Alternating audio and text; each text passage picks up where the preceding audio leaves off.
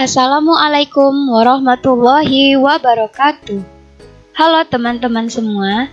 Di sini saya akan mempresentasikan pengembangan media pembelajaran oleh saya Salina dengan dosen pengampu Ibu Asis Prof. Dr. Nur Izzati SPD MSI.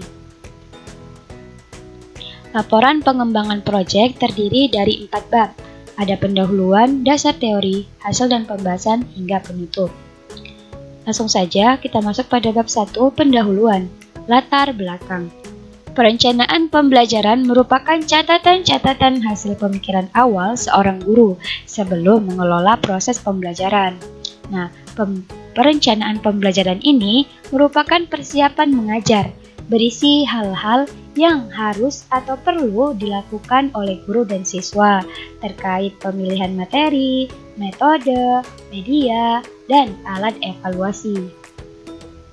Selanjutnya ada rumusan masalah, yaitu bagaimana mengembangkan silabus, program tahunan, program semester, RPP, dan bahan ajar.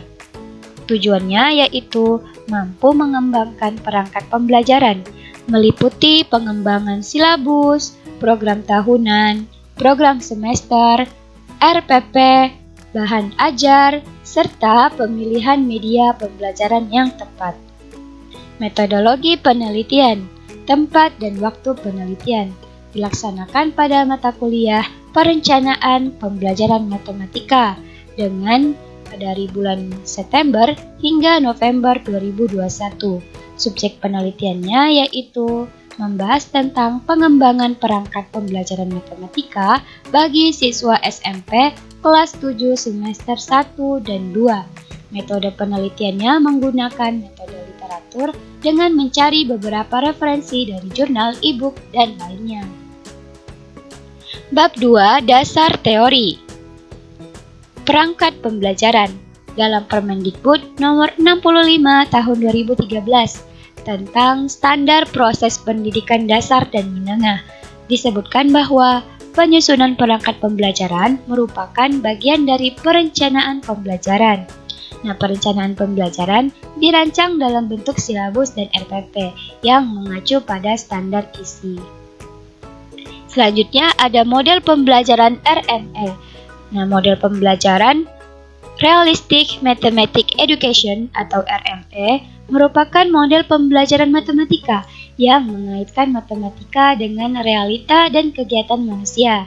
Ada 3 prinsip kunci dalam model pembelajaran RME menurut Graf Major. Yang pertama, petunjuk menemukan kembali.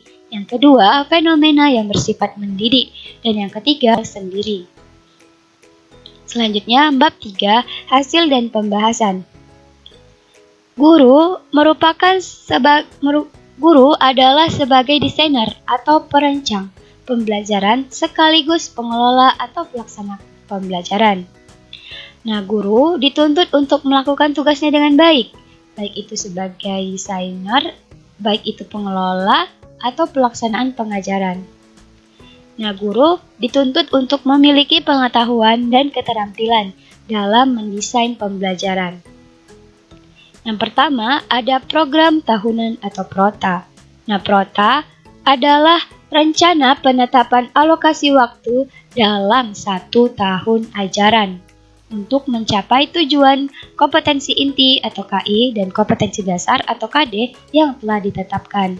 Nah, berisi yang pertama, identifikasi atau identitas dari program tahunan, baik itu satuan pendidikan, mata pelajaran, kelas, dan tahun pelajaran.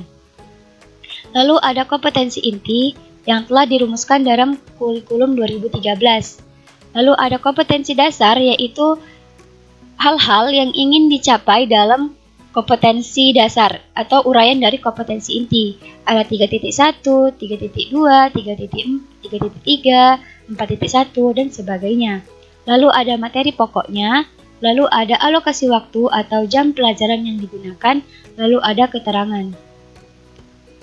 Selanjutnya ada program semester atau PROMES. Nah, PROMES ini merupakan uraian lebih rinci dari program tahunan.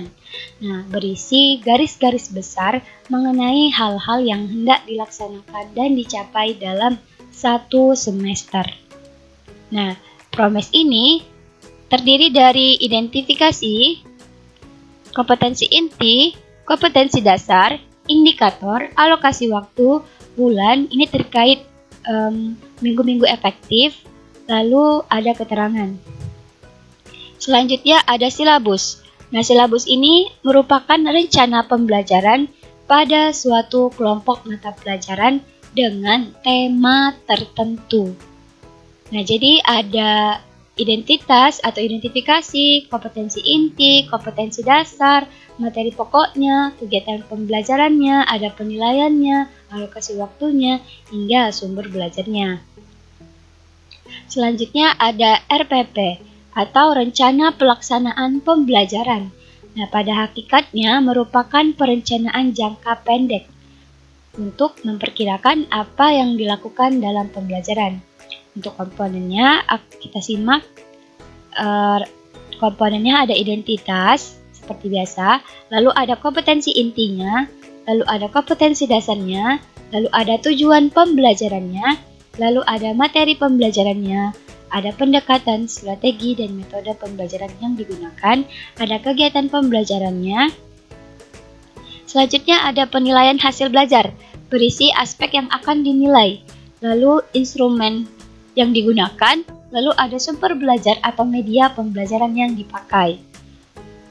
Selanjutnya ada instrumen penilaian, berisi soal-soal yang akan kita tes untuk menilai apakah siswa mampu menyelesaikan suatu materi atau siswa mampu memahami materi tersebut.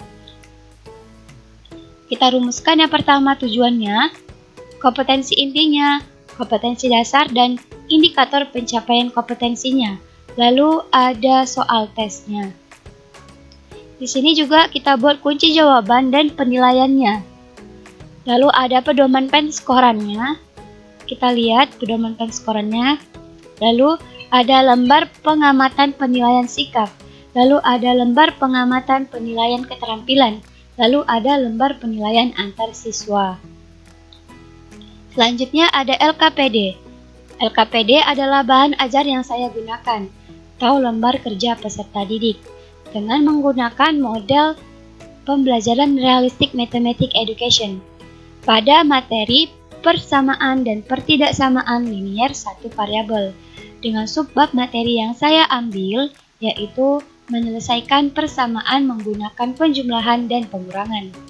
Nah, untuk lembar pertama berisi identitas, dan untuk lembar kedua berisi uraian terkait kompetensi dasar, indikator pencapaian kompetensinya, tujuan pembelajarannya, petunjuk belajarnya atau petunjuk LKPD-nya, lalu ada model pembelajaran Realistic Mathematics Education atau RME. Selanjutnya, saya rumuskan beberapa aktivitas, yaitu aktivitas 1, mengulang kembali. Nah, diberikan sebuah cerita, siswa akan mengulang kembali terkait pembelajaran pada pertemuan sebelumnya, terkait konsep persamaan dan pertidaksamaan linier satu variabel. Nah, aktivitas yang kedua yaitu mengenal konsep penjumlahan dan pengurangan pada persamaan linier satu variabel. Nah, siswa akan melakukan kegiatan yang sifatnya skenario. Nah, diberikan 2 buah cerita, siswa akan melakukan skenario sesuai dengan cerita yang diberikan dan membuat model persamaan dari cerita tersebut. Selanjutnya, kita berikan 2 buah persamaan. Nah, siswa diminta untuk membuat cerita dari persamaan tersebut. Aktivitas yang ketiga, menentukan selesaian dari persamaan linier satu variabel menggunakan penjumlahan atau pengurangan. Nah, jadi siswa akan belajar cara menentukan selesaian dari persamaan tersebut menggunakan penjumlahan atau pengurangan. Selanjutnya, siswa akan mencari sendiri selesaian dari soal cerita pada aktivitas kedua. Selanjutnya aktivitas 4 ada evaluasi.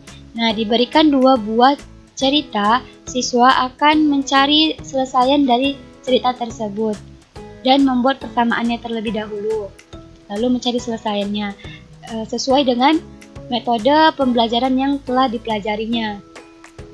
Lalu ada kesimpulan, yaitu diminta beberapa kesimpulan. Yang pertama tentang konsep persamaan linear, yaitu yang kedua tentang apa saja yang telah dipelajari dan apa saja yang masih belum dimengerti dalam materi persamaan linear satu variabel menggunakan penjumlahan dan pengurangan. Selanjutnya ada bab 4 penutup. Kesimpulan dan saran. Kesimpulan. Keberhasilan dari suatu kegiatan sangat ditentukan oleh perencanaannya. Untuk itu, agar pelaksanaan pembelajaran terlaksana dengan baik, maka diperlukan perencanaan pembelajaran yang baik pula. Saran. Sekolah atau lembaga pendidikan diharapkan selalu mendukung terciptanya suasana belajar siswa secara efektif dengan menggunakan metode pembelajaran yang tepat dan sesuai. Selain itu, diharapkan sekolah mampu memberikan fasilitas-fasilitas yang bisa meningkatkan motivasi dan memudahkan siswa dalam belajar. Sekian yang bisa saya sampaikan. Saya ucapkan terima kasih dan saya tutup dengan Assalamualaikum warahmatullahi wabarakatuh.